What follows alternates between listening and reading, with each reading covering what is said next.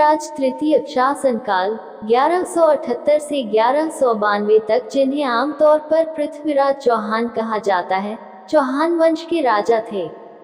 उन्होंने वर्तमान उत्तर पश्चिमी भारत में पारंपरिक चौहान क्षेत्र सपादलक्ष पर शासन किया। उन्होंने वर्तमान राजस्थान, हरियाणा, दिल्ली, पंजाब, मध्य प्रदेश और उत्तर प्रदेश के कुछ हिस्से पर भी नियंत्रण किया। उनकी राजधानी अजयमेरू, आधुनिक अजमेर, में स्थित थी। हालांकि मध्ययुगीन लोक किंवदंतियों ने उन्हें भारत के राजनीतिक केंद्र दिल्ली के राजा के रूप में वर्णित किया है, जो उन्हें पूर्व इस्लामी भारतीय शक्ति के प्रतिनिधि के रूप में चित्रित करते हैं। पृथ्वीराज का जन्म चौहान राजा सोमेश्वर और रानी कर्पूरा देवी के घर हुआ था। पृथ्वीराज और उनके छोटे भाई हरिराज दोनों का जन्म गुजरात में हुआ था, जहां उनके पिता सोमेश्वर को उनके रिश्तेदारों ने चालुक्य दरबार में पाला था। पृथ्वीराज गुजरात से अजमेर चले गए जब पृथ्वीराज द्वितीय की मृत्यु के बाद उनके पिता सोमेश्वर को चौहान राजा का ताज पहनाया गया। सोमेश्वर की मृत्यु 1177-1234 में हुई थी, जब पृथ्वीराज लगभग 11 वर्ष के थे। पृथ्वीराज, जो उस समय नाबालिग थे, ने अपनी मां के साथ राजगद्दी पर विराजमान हुए। इतिहासकार दशरथ शर्मा के अनुसार पृथ्वीराज ने 1180-1237 में प्रशासन का वास्तविक नियंत्रण ग्रहण किया। दिल्ली में अब खंडहर हो चुके किला राय पिथौरा के निर्माण का श्रेय पृथ्वीराज को दिया जाता है। पृथ्वीराज रासो के अनुसार दिल्ली के शासक अनंतपाल तोमर ने अपने दामाद पृथ्वीराज को शहर दिया था, और जब वह इसे वापस चाहते थे तब हार गए थे।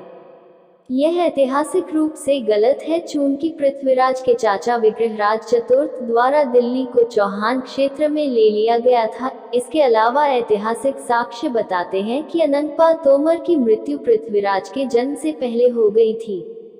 उनकी बेटी की पृथ्वीराज से शादी के बारे में दावा बाद की तारीख में किया गया है। शुरुआत में पृथ्वीराज ने कई पड़ोसी हिंदू राज्यों के खिलाफ सैन्य सफलता हासिल की। विशेष रूप से वह चंदेल राजा परमर्ददेव के खिलाफ सफल रहे थे। उन्होंने गौरी राजवंश के शासक मोहम्मद गौरी के प्रारंभिक आक्रमण को भी रोका। हालांकि 1192 में तराइन की दूसरी लड़ाई में गौरी ने पृथ्वीराज को हराया और कुछ ही समय बाद उन्हें मार डाला। तराइन में उनकी हार को भारत की इस्लामी विजय में एक ऐतिहासिक घटना के रूप में देखा जाता है, और कई अर्ध पौराणिक लेखनों में इसका वर्णन किया गया है। इनमें सबसे लोकप्रिय पृथ्वीराज रासो है, जो उन्हें राजपूत राजा के रूप में प्रस्तुत करता है। पृथ्वीराज के शासनकाल के दौरान के शिलालेख संख्या में कम हैं और स्वयं राजा द्वारा जारी नहीं किए गए हैं। उनके बारे में अधिकांश जानकारी मध्ययुगीन पौराणिक वृत्तांतों से आती है। तराइन की लड़ाई के मुसलमान खातों के अलावा हिंदू और जैन लेखकों द्वारा कई मध्ययुगीन महाकाव्यों में उनका उल्लेख किया गया है। इनमें पृथ्वीराज विजय, हम्मीर महावाक्य और पृथ्वीराज रासो शामिल हैं।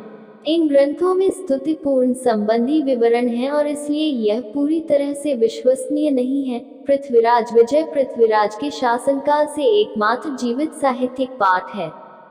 पृथ्वीराज रासो, जिसने पृथ्वीराज को एक महान राजा के रूप में लोकप्रिय किया, को राजा के दरबारी कवि चंद बरदाई द्वारा लिखा कहा जाता है। हालांकि यह अतिरंजित लेखनों से भरा है, जिनमें से कई इतिहास के उद्देश्यों के लिए बेकार हैं। पृथ्वीराज का उल्लेख करने वाले अन्य वृत्तांत और ग्रंथों में प्रबंध चिंतामणि, प्रबंध कोश और पृथ्वीराज प्रबंध शामिल हैं। उनकी मृत्यु के सदियों बाद इनकी रचना की गई थी और इसमें अतिशयोक्ति और काल दोष वाले उपाख्यान हैं। पृथ्वीराज का उल्लेख जैनों की एक पट्टावली में भी किया गया है, जो एक संस्कृत ग्रंथ है। इसमें जैन भिक्षुओं की जीवनी है, जबकि इसे 1336 में पूरा कर लिया था, लेकिन जिस हिस्से में पृथ्वीराज का उल्लेख है वह 1250 के आसपास लिखा गया था। चंदेला कवि जगनिका का आल्हा खंड या आल्हा रासो भी चंदेलों के खिलाफ पृथ्वीराज के युद्ध का अतिरंजित वर्णन प्रदान करता है। पृथ्वीराज के पूर्ववर्तियों ने 12वीं शताब्दी तक भारतीय उपमहाद्वीप के उत्तर पश्चिमी क्षेत्रों पर कब्जा करने वाले मुस्लिम राजवंशों के कई हमलों का सामना किया था। 12वीं शताब्दी के अंत तक गजनी आधारित गौरी वंश ने चौहान राज्य के पश्चिम के क्षेत्र को नियंत्रित कर लिया था। 1175 में जब पृथ्वीराज एक बच्चा था, मोहम्मद गौरी ने सिंधु नदी को पार किया और मुल्तान पर कब्जा कर लिया। 1178 में उसने गुजरात पर आक्रमण किया, जिस पर चालुक्यों सोलंकियों का शासन था।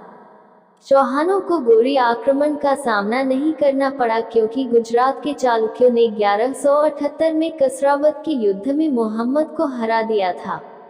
अगले कुछ वर्षों में मोहम्मद गौरी ने पेशावर, सिंध और पंजाब को जीतते हुए चौहानों के पश्चिम में अपनी शक्ति को मजबूत किया। उन्होंने अपना अड्डा गजनी से पंजाब कर दिया और अपने साम्राज्य का विस्तार पूर्व की ओर करने का प्रयास किया। इससे उन्हें पृथ्वीराज के साथ संघर्ष में आना पड़ा। मध्यकालीन मुस्लिम लेखकों ने दोनों शासकों के बीच केवल एक या दो लड़ाइयों का उल्लेख किया है। तबकात-ए-नासिरी और तारीख़-ए-फ़िरिश्ता में तराइन की 2 लड़ाइयों का जिक्र है। जमी-उल-हिकाया और ताज-उल-मासीर ने तराइन की केवल दूसरी लड़ाई का उल्लेख किया है जिसमें पृथ्वीराज की हार हुई थी। हालांकि हिंदू और जैन लेखकों का कहना है कि पृथ्वीराज ने मारे जाने से पहले कई बार मोहम्मद को हराया था। जैसे कि हम्मीर महाकाव्य दावा करता है कि दोनों के बीच 9 लड़ाइयां हुई। पृथ्वीराज प्रबंध में 8 का जिक्र है। प्रबंध कोश 21 लड़ाइयों का दावा करता है, जबकि प्रबंध चिंतामणि 22 बतलाता है, जबकि यह लेखन संख्या को बढ़ा चढ़ाकर पेश करते हैं। यह संभव है कि पृथ्वीराज के शासनकाल के दौरान गौरियों और चौहानों के बीच 2 से अधिक मुठभेड़ हुई। 1190 से 1191 के दौरान मोहम्मद गौर ने चौहान क्षेत्र पर आक्रमण किया और तबरहिंदा या तबरे-हिंद बठिंडा पर कब्जा कर लिया। उन्होंने इसे 1200 घुड़सवारों के समर्थन वाले जियाउद्दीन तुगलक के काजी के अधीन रखा। जब पृथ्वीराज को इस बारे में पता चला तो उसने दिल्ली के गोविंदराजा सहित अपने सामंतों के साथ तबरहिंदा की ओर प्रस्थान किया। तबरहिंदा पर विजय प्राप्त करने के बाद मोहम्मद की मूल योजना अपने घर लौटने की थी, लेकिन जब उन्होंने पृथ्वीराज के बारे में सुना तो उन्होंने लड़ाई का फैसला किया। वो एक सेना के साथ चल पड़े और तराइन में पृथ्वीराज की सेना का सामना किया। आगामी लड़ाई में पृथ्वीराज की सेना ने निर्णायक रूप से गौरियों को हरा दिया। मोहम्मद गौरी ने गजनी लौटने का फैसला किया और अपनी हार का बदला लेने के लिए तैयारी की। तबकात-ए-नसीरी के अनुसार उन्होंने अगले कुछ महीनों में 1,20,000 चुनिंदा अफगान, ताजिक और तुर्क घुड़सवारों की एक सुसज्जित सेना इकट्ठा की। इसके बाद उन्होंने जम्मू के विजयराजा द्वारा सहायता से मुल्तान और लाहौर होते हुए चौहान राज्य की ओर प्रस्थान किया। पड़ोसी हिंदू राजाओं के खिलाफ अपने युद्धों के परिणामस्वरूप पृथ्वीराज के पास कोई भी सहयोगी नहीं था। फिर भी उन्होंने गौरियों का मुकाबला करने के लिए एक बड़ी सेना इकट्ठा करने में कामयाबी हासिल की।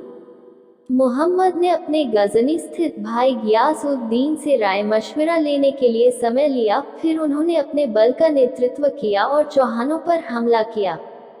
उन्होंने पृथ्वीराज को निर्णायक रूप से हराया। पृथ्वीराज ने एक घोड़े पर भागने की कोशिश की, लेकिन सरस्वती किले, संभवतः आधुनिक सिरसा के पास उसे पकड़ लिया गया। इसके बाद गौरी ने कई हजार रक्षकों की हत्या करने के बाद अजमेर पर कब्जा कर लिया। कई और लोगों को गुलाम बना लिया और शहर के मंदिरों को नष्ट कर दिया। अधिकांश मध्ययुगीन स्रोतों में कहा गया है कि पृथ्वीराज को चौहान राजधानी अजमेर ले जाया गया, जहां मोहम्मद ने उसे गौरियों के अधीन राजा के रूप में बहाल करने की योजना बनाई थी। कुछ समय बाद पृथ्वीराज ने मोहम्मद के खिलाफ विद्रोह कर दिया, जिसके उपरांत उन्हें मार दिया गया। पृथ्वीराज रासो का दावा है कि पृथ्वीराज को एक कैदी के रूप में गजनी ले जाया गया और अंधा कर दिया गया। यह सुनकर कवि चंद बरदाई ने गजनी की यात्रा की और मोहम्मद गौरी को चकमा दिया, जिसमें पृथ्वीराज ने मोहम्मद की आवाज की दिशा में तीर चलाया और उसे मार डाला। कुछ ही समय बाद पृथ्वीराज और चंद बरदाई ने एक दूसरे को मार डाला। यह एक काल्पनिक कथा है जो ऐतिहासिक साक्ष्य द्वारा समर्थित नहीं है। पृथ्वीराज की मृत्यु के बाद मोहम्मद गौरी ने 1 दशक से अधिक समय तक शासन करना जारी रखा। पृथ्वीराज की मृत्यु के बाद गौरियों ने उनके पुत्र गोविंदराज को अजमेर के सिंहासन पर राजा नियुक्त किया। 1192 में पृथ्वीराज के छोटे भाई हरिराज ने गोविंदराज को हटा दिया और अपने पैतृक राज्य का एक हिस्सा वापस ले लिया। गोविंदराजा रणस्तंभपुरा आधुनिक रणथंभौर चला गया, जहां उसने शासकों की एक नई चौहान शाखा स्थापित की गौरी के आधिपत्य में। बाद में हरिराज को गौरियों के जनरल कुतुबुद्दीन ऐबक ने हराया था। पृथ्वीराज को 14वीं और 15वीं शताब्दी के प्रारंभिक संस्कृत विवरण औसत दर्जे के असफल राजा के रूप में प्रस्तुत करते हैं, जो केवल एक विदेशी राजा के खिलाफ अपनी हार के लिए यादगार था। जैन लेखकों द्वारा लिखे गए प्रबंध चिंतामणि और पृथ्वीराज प्रबंध उन्हें एक अयोग्य राजा के रूप में चित्रित करते हैं, जो स्वयं अपने पतन के लिए जिम्मेदार था।